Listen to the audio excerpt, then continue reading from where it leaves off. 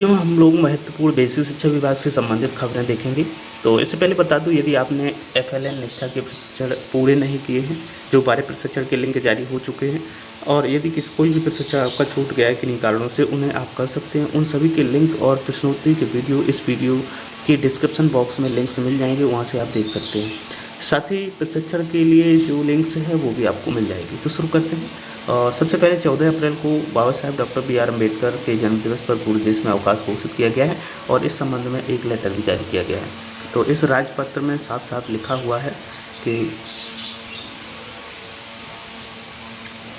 जो केंद्र सरकार है उसने धारा 25 द्वारा प्रदत्त शक्तियों का प्रयोग करते हुए केंद्र सरकार इधर डॉक्टर भीमराव अम्बेडकर के जन्मदिवस पर बृहस्पतिवार यानी कि 14 अप्रैल 2022 को पूरे भारत में अवकाश घोषित कर दी है। चलते नेक्स्ट दूसरी न्यूज लेते हैं। तो यहाँ पर उत्तर प्रदेश के एक और ज़िले में, यानी कि एक ज़िला ऐसा है जहाँ पर 16 अप्रैल को अवकाश रहेगा। तो देखते हैं क्यों रहेगा, यहाँ के जिलाधिकारी ने क्यों अवकाश घोषित किया है। तो यहाँ पर ये ज़िले का नाम है बदायूं ज़िले में ये अवकाश रहेगा 16 तारीख को। तो यहाँ आखिर ये क्यों घोषित किया गया है, यहाँ पर क्या है कि स्थानीय होली अवकाश घोषित किया गया था पहले 19 मार्च को, और शासन के उक्त विज्ञप्ति के आलोक में दिनांक 19 मार्च को स्थानीय अवकाश के स्थान पर 16/4/2022 शनिवार को चैत्र शुक्ल ईस्टर सैटरडे, जो कि सार्वजनिक अवकाश तालिका में निर्बंधित अवकाश घोषित है, जो को स्थानीय अवकाश घोषित किया गया है। तो इस प्रकार से बदायूं जिले में ये अवकाश रहेगा।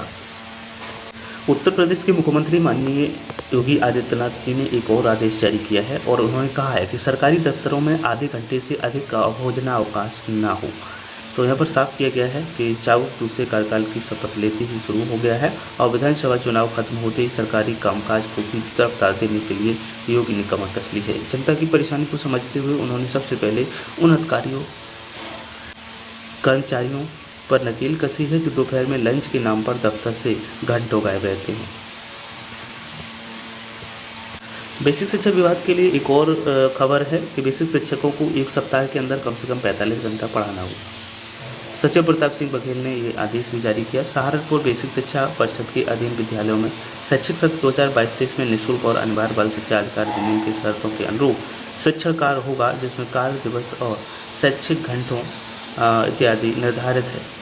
इसकी एक वजह कोरोना के कारण 19 और 20 यहीं प्रत्येक जिले में ये आदेश भी जारी किया गया है कि घर घर जाकर अभिभावकों की काउंसलिंग करेंगे शिक्षक, और प्रत्येक घर पर इनकी डोर टू डोर सर्वे शिक्षकों के द्वारा किया जाएगा, जिससे कि कोई भी बच्चा नामांकन के लिए ना छूटे, क्योंकि 100% नामांकन करने का लक्ष्य सरकार ने रखा है।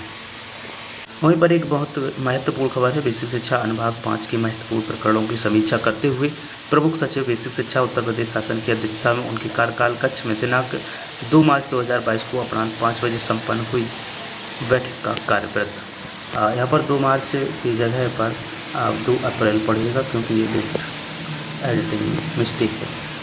तो यहाँ पर साफ किया गया कि वर्ष 2000 से 2018 तक के विवादित, लंबित और विस्तारित समस्त भर्तियों जो कि कोर्ट के अंतिम या अंतरिम आदेशों के अधीन रहे हैं, उन समस्त भर्तियों के समस्त आवेदकों को NEP 2020 के तहत रिक्त पदों पर नियुक्ति देकर समस्त पुराने मुद्दों को समाप्त करने हेतु केंद्र सरकार के आदेशानुसार सभी राज्यों में कार्रवाई आरंभ है, जिसके तहत यूपी बेसिक शिक्षा विभाग के उच्चाधिकारियों की उच्च स्तरीय मीटिंग दिनांक 2/3/2022 और 5/4/2022 को संपन्न हुई, यानी कि 2 बार ये मीटिंग हो भी चुकी है।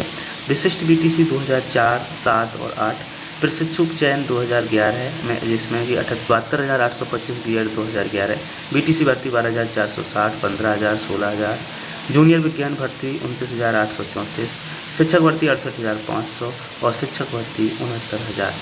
इन मुद्दों पर समीक्षा विचार विमर्श कर संबंधित विभाग और अधिकारियों को निर्देश दिए गए हैं। तो इसके लिए ये पूरा आदेश निकाला गया है, जिसमें BTC पत्राचार के याचिकाओं के संबंध में भी दिया गया है। वहीं पर यहाँ पर 69,000 की बात की जाए तो उसके बारे में भी बात की गई है, उसका डिटेल दिया गया है। परिषद स्कूलों में डेथ ग्रेचुटी की बात की गई है, उसके भुगतान के संबंध में भी शासन के कार्यकाल कार्यालय ज्ञाप दिनांक 23/12/2011 में उल्लेख है कि विशिष्ट शिक्षा परिषद द्वारा संचालित विद्यालयों में कार्यरत शिक्षकों से 73 कर्मचारियों को 20 वर्ष की सेवा पर पूर्ण पेंशन का लाभ दिए जाने की व्यवस्था शासनादेश निर्गत होने की तिथि प्रभावी होने के स्थान पर 1/1/2006 से प्रभावी की जाती है। तो ये भी ग्रेच्युटी और 60 वर्ष के उपरांत सेवानिवृत्ति का विकल्प दिए जाने पर सेवानिवृत्ति मृत्यु की दशा में ग्रेच्युटी अनुमान नहीं होगी, इसमें भी साफ कहा गया है। और इसके बाद में 12,400 शिक्षक भर्ती की भी बात यहाँ पर की गई है।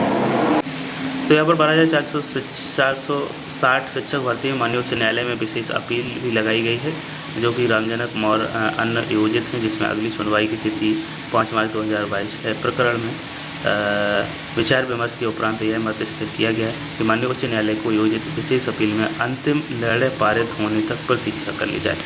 तो ये भी इसमें कहा गया। उसके बाद फेक फर्जी शिक्षकों के विरुद्ध कार्रवाई के संबंध में भी बात की गई, चर्चा की गई बैठक में, इसका भी जिक्र किया गया। इसके बाद सर्व शिक्षा अभियान से बेसिक शिक्षा विभाग में अमेलित समायोजित अपट्रॉन कर्मियों की सेवा संबंधी लाभ दिए जाने के संबंध में भी बात की गई। 72,425 शिक्षक भर्ती, इसके बाद भी चर्चा की गई, इसमें भी चर्चा की गई और ये इस प्रकार से पूरा शासनादेश तैयार किया गया है। तो ये जो शासनादेश है महत्वपूर्ण शासनादेश है। क्या कार्रवाई इस पर आगे होती है, ये सामने आने वाले समय में अमल में आए।